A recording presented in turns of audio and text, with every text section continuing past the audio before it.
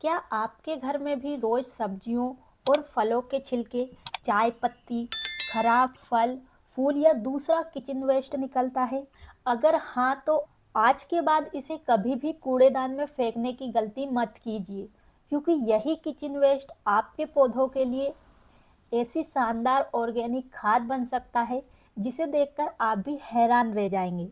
लेकिन ज़्यादातर लोग जब घर पर कंपोस्ट खाद बनाने की शुरुआत करते हैं तो कुछ ही दिनों में बदबू आने लगती है, कीड़े पड़ जाते हैं, मक्खियाँ मंडराने लगती है या फिर महीनों इंतजार करने के बाद भी खाद तैयार नहीं होती है।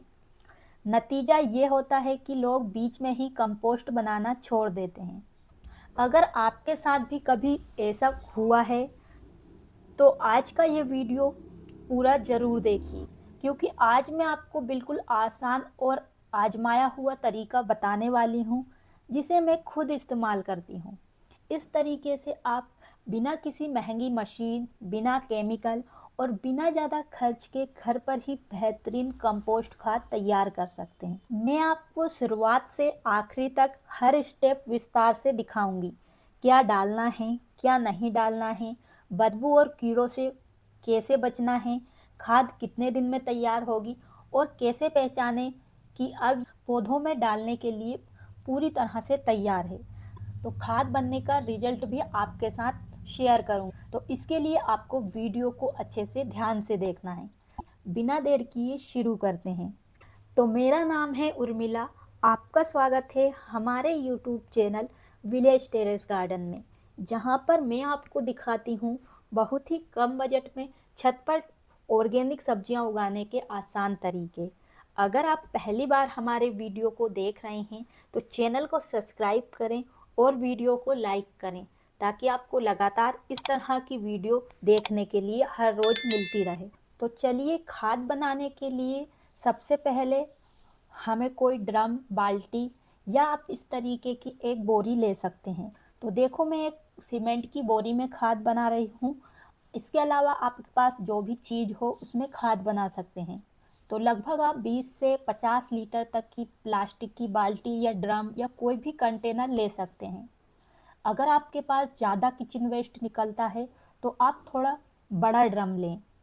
अगर किचन वेस्ट कम निकलता है तो छोटी बाल्टी भी बिल्कुल ठीक रहेगी। और सबसे ज़रूरी काम आपको ये करना है, जो भी आप ड्रम, बाल्टी या बोरी ले रहे हैं उसमें नीचे छेद होना चाहिए।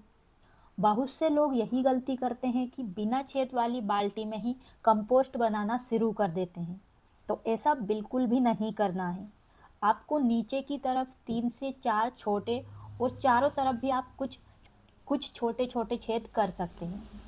इन छेदों से हवा अंदर बाहर आती रहेगी और किचन वेस्ट जल्दी सड़ेगा।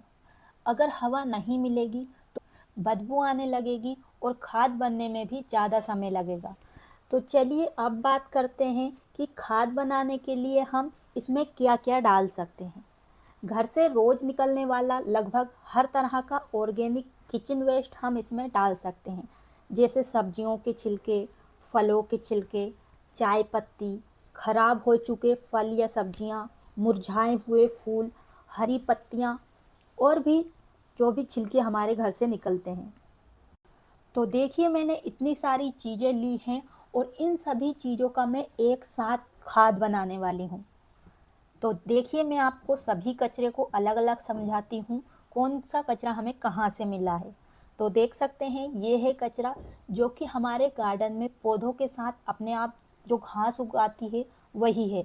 तो इन सभी को आपको, जो भी आपके गार्डन में कचरा निकलता है वो भी काम की चीज़ है, उसको भी आपको नहीं फेंकना है। निकाल तो इसको आपको इकट्ठा कर लेना है। चाहे तो आप सुखा सकते हैं या डायरेक्ट भी इस्तेमाल कर सकते हैं। तो देखिए, मैंने इतना सारा कचरा अपने गार्डन के सभी पौधों में से निकाला है और इसे मैंने अच्छे से संभाल कर रखा है। तो इसका इस्तेमाल भी आप कर सकते हैं। और दूसरा है ये हमारा किचन वेस्ट। तो इसमें ज़्यादातर प्याज के छिलके हैं। इनके अलावा आप आलू के छिलके, दूसरी सब्जियों के छिलके भी इस्तेमाल कर सकते हैं। तो सभी तरह का किचन वेस्ट आप ले सकते हैं। और जब भी आप कोई भी खाद बनाएं तब आपको इस तरीके के कागज़ या कार्डबोर्ड के टुकड़े चाहिए होंगे। अगर आपके पास ये नहीं है तो आप रद्दी या अखबार के कागज़ भी इस्तेमाल कर सकते हैं। साथ में ये है हमारे सूखे हुए फूल जो कि पूजा में काम आते हैं, फिर बाद में ये मुरझा जाते हैं तो आप फिर इनका इस्तेमाल कर सकते हैं। और हमारे पास है ढेर सारे पत्तेदार सब्जियों के डंठल, तो आप इनको भी इस्तेमाल कर सकते हैं। और ये देखिए, ये भी हमारे गार्डन से निकला हुआ कचरा है।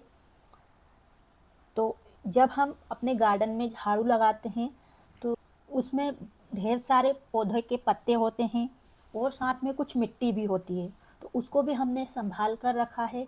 इसका इस्तेमाल भी हम खाद बनाने के लिए करेंगे। इसके अलावा जो चाय पत्ती होती है, चाय बनने के बाद बचती है, उसका भी इस्तेमाल आप खाद बनाने के लिए कर सकते हैं।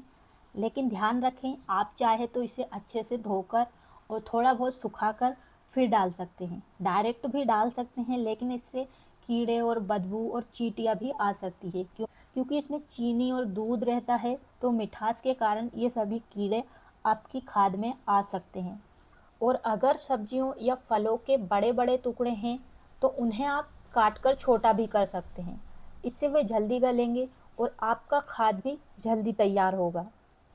और एक बात का विशेष ध्यान रखें कि हर चीज़ खाद में नहीं डालनी है। तेल का बचा हुआ खाना, प्लास्टिक, कांच, नमक मसाले वाली चीज़, इनमें बिल्कुल भी नहीं डालना चाहिए, क्योंकि इन चीज़ों से बदबू आ सकती है, कीड़े लग सकते हैं और खाद बनने की प्रक्रिया भी खराब हो सकती है।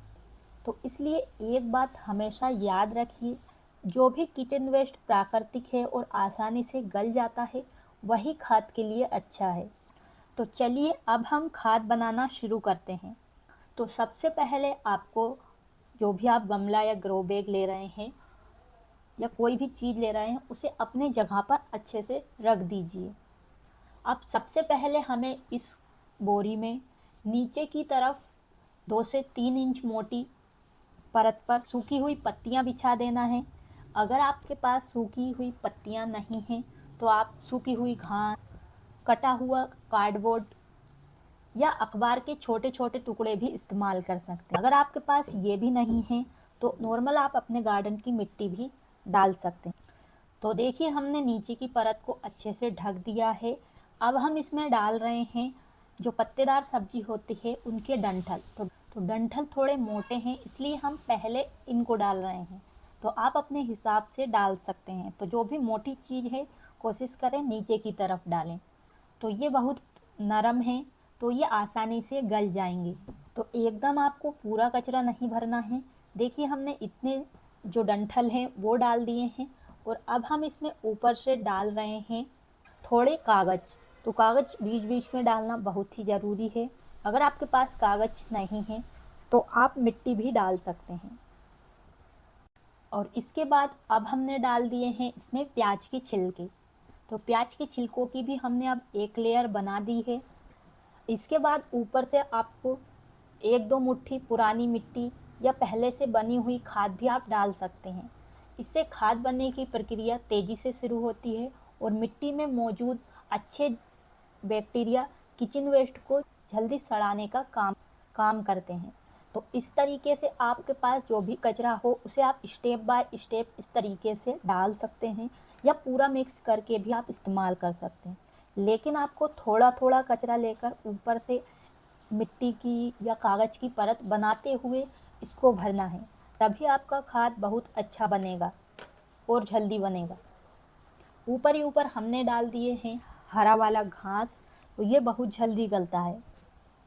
तो इस तरीके से पूरा कचरा भरने के बाद अब एक बार आप इसके ऊपर से सूखी हुई पत्तियों की एक परत बिछा सकते हैं, जिससे कि पूरा किचन वेस्ट अच्छे से ढक जाए। अगर आपके पास पत्ते नहीं हैं तो आप मिट्टी से भी ढक सकते हैं। बस यही प्रक्रिया आपको रोज़ अपनानी है। जितना नया किचन वेस्ट निकले उसे आप ऊपर डालते रहिए और हर बार ऊपर से सूखी हुई पत्तियाँ, मिट्टी या कार्डबोर्ड या कोई भी सूखी चीज़ डालकर उसे ढक दीजिए। और ध्यान रखिए, किचन वेस्ट कभी भी खुला नहीं छोड़ना है। अगर आप हर बार उसे सूखी हुई पत्तियों से ढक देंगे या सूखी चीज़ से ढक देंगे तो ना बदबू आएगी, ना मक्खी लगेगी और कंपोस्ट भी बहुत ही अच्छी बनेगी। अब शायद आपके मन में सवाल आ रहा होगा कि आखिर हर बार हमें सूखी चीज़ डालना इतना ज़रूरी क्यों है। तो चलिए आइए समझते हैं। तो खाद अच्छी बनेगी या नहीं बनेगी, ये काफ़ी हद तक इसी बात पर निर्भर करता है, क्योंकि किचन वेस्ट में पहले से ही काफ़ी नमी होती है। अगर आप इतना गीला किचन वेस्ट डालते रहेंगे और उसके ऊपर कुछ भी सूखा नहीं डालेंगे, तो कुछ ही दिनों में बदबू आने लगेगी, मक्खियाँ और कीड़े भी दिखाई देने लगेंगे।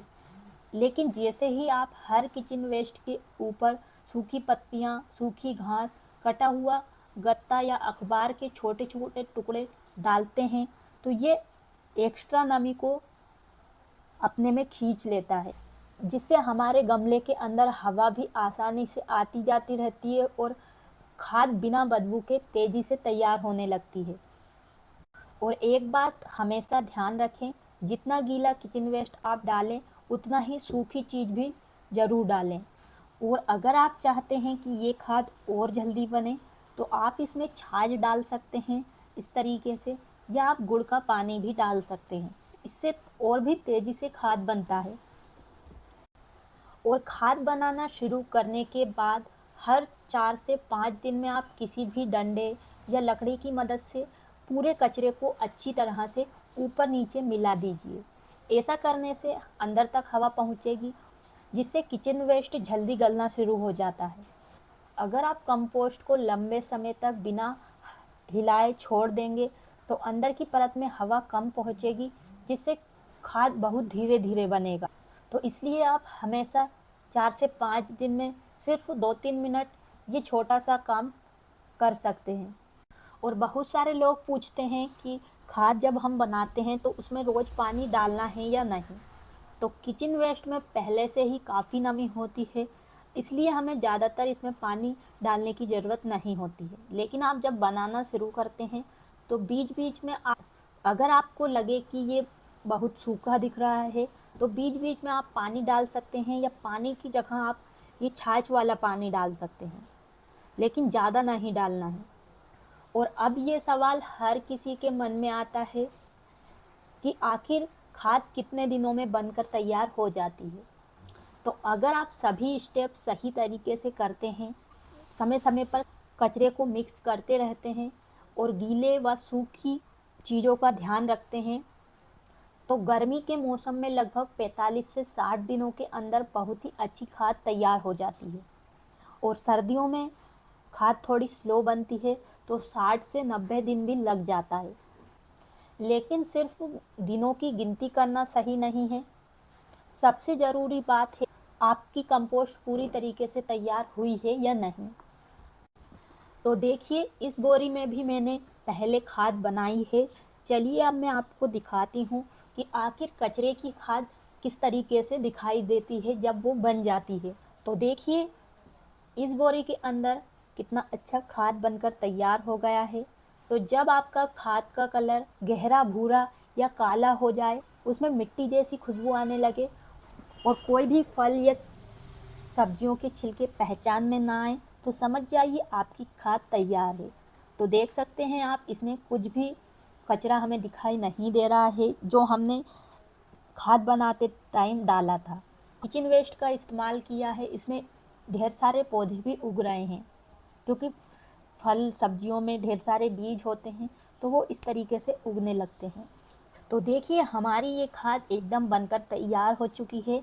अब हम इसे अपने पौधों में इस्तेमाल कर सकते हैं। तो सबसे पहले आपको गमले की ऊपर की मिट्टी की अच्छे से गुड़ाई कर लेना है। इसके बाद आप पौधे के हिसाब से 1 या 2 मुट्ठी खाद डाल सकते हैं। और इस खाद को लगभग आप 20 से 30 दिन में एक बार इस्तेमाल कर सकते हैं, जिससे आपके पौधों की ग्रोथ, फूल और फल तीनों में अच्छा फ़र्क देखने के लिए मिलेगा। और आप चाहें तो इस खाद में केचुए भी डाल सकते हैं। वैसे ज़रूरी तो नहीं है, अगर आप चाहते हैं कि खाद बहुत अच्छी, मतलब बहुत जल्दी बने, तो आप डाल सकते हैं। बारिश का समय है, तो आपको केचुए हर जगह बाहर आपको रेंगते हुए मिल जाएंगे, तो उन्हें उठाकर आप अपने गमले में डाल सकते हैं। और अगर आपके घर में रोज़ ज़्यादा किचन वेस्ट निकलता है, तो कोशिश करें आप एक ही जगह 2 बाल्टी रखें। जब पहली बाल्टी भर जाए तो उसे बंद करके छोड़ दीजिए। दूसरी बाल्टी में नया किचन वेस्ट डालना शुरू कर दीजिए। इस तरीके से खाद लगातार बनती रहेगी और कभी भी किचन वेस्ट फेंकने की ज़रूरत नहीं पड़ेगी। और देखते ही देखते कुछ ही महीनों में आपके पास इतनी अच्छी ऑर्गेनिक खाद तैयार हो जाएगी जो आपके पूरे गार्डन के लिए काफ़ी होगी। तो इस तरीके से घर के निकलने वाले हर तरह के कचरे को हम फेंकने के बजाय बहुत ही बेहतरीन ऑर्गेनिक खाद में बदल सकते हैं। इससे न केवल हमारे घर का कचरा कम होता है बल्कि पौधे को भी पूरी तरीके से ऑर्गेनिक और पौष्टिक खाद मिलती है। सबसे अच्छी बात यह है कि इस खाद को बनाने में ना कोई महंगा सामान चाहिए, ना कोई केमिकल और ना ही ज़्यादा खर्च। शुरुआत में हो सकता है आपको थोड़ा समय लगे, लेकिन जब आप एक दो बार खाद बनाएंगे तो फिर बाद में आपकी रोज़ की आदत बन जाएगी। फिर आप कभी भी सब्जियों और फलों के छिलकों को बेकार नहीं समझेंगे, क्योंकि आपको पता होगा कि यही किचन वेस्ट कुछ ही दिनों में आपके पौधों के लिए अमृत जैसी खाद बनने वाला है। तो उम्मीद है आज की वीडियो आपको बहुत ज़्यादा पसंद आई होगी। अगर आपको इससे कुछ भी नया सीखने को मिला हो तो वीडियो को एक लाइक ज़रूर करें, ताकि हमें ऐसे ही उपयोगी वीडियो बनाने की प्रेरणा मिलती रहे। अगर आपके मन में खाद बनाने से जुड़ा कोई भी सवाल है या कोई भी सुझाव है या फिर तो नीचे कमेंट करके ज़रूर बताइए। मैं आपके सवालों के जवाब देने की पूरी कोशिश करूँगी। अगर आप इतनी मेहनत नहीं करना चाहते और आपके पास जगह नहीं है, टाइम नहीं है, तो आप पौधे उगाने के साथ भी खाद बना सकते हैं। इस तरीके में ऊपर पौधा बढ़ता रहता है और उनमें सब्जियां लगती रहती है और नीचे उसी गमले के अंदर खाद भी बनती रहती है। अगर आपको इस विषय में वीडियो चाहिए तो कमेंट में कंपोस्ट पार्ट 2 ज़रूर लिखें। तो जितने ज़्यादा कमेंट आएंगे मैं उतनी ही जल्दी इस विषय पर वीडियो बनाऊंगी। और वीडियो को अपने दोस्तों और परिवार के साथ भी ज़रूर शेयर करें जो भी छत पर ऑर्गेनिक सब्जियां उगाना चाहते हैं। इसके अलावा आप भी मेरी तरह छत पर ढेर सारी ऑर्गेनिक सब्जियां बहुत ही कम बजट में उगाना चाहते हैं तो चैनल को भी ज़रूर सब्सक्राइब करें, ताकि आपको ऐसे ही लगातार नए नए वीडियो जल्दी सबसे पहले मिलते रहें। तो आज के लिए बस इतना ही। मिलते हैं किसी नई वीडियो में नई जानकारी के साथ। तब तक के लिए खुश रहिए और छत पर बहुत ही कम बजट में ढेर सारी सब्जियां उगाते रहिए। धन्यवाद।